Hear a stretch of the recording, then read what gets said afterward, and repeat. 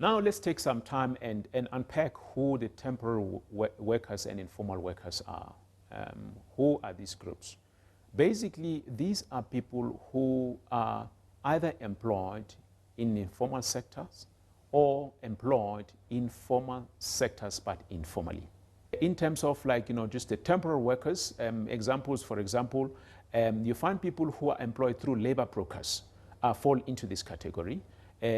Other examples, for example, include people who've got specialized skills such as project managers, contract workers, or people whose engagement is informed by a limited period of a specialized project that has got a start and an end. So their employment actually differs from one period to the next, and it's characterized by various employment periods.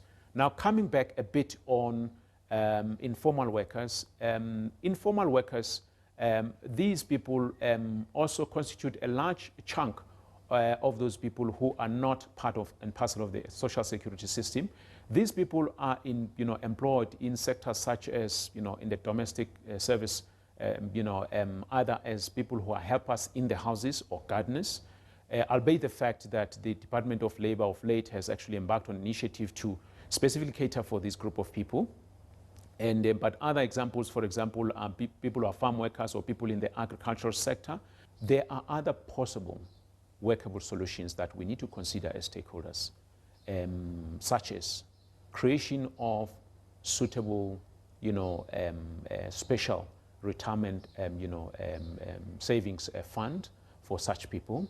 And I believe that inevitably the government has to provide more leadership and play a much more significant role in this instance.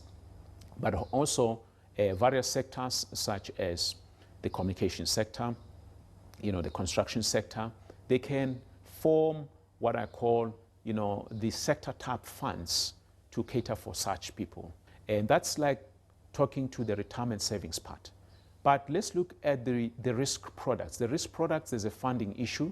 As I've said, one of the workable solutions is to look at the funding mechanism by either the sector, let's say for example, the unions, and the government, how to come up with, more affordable but yet sustainable sort of insured benefits for such people.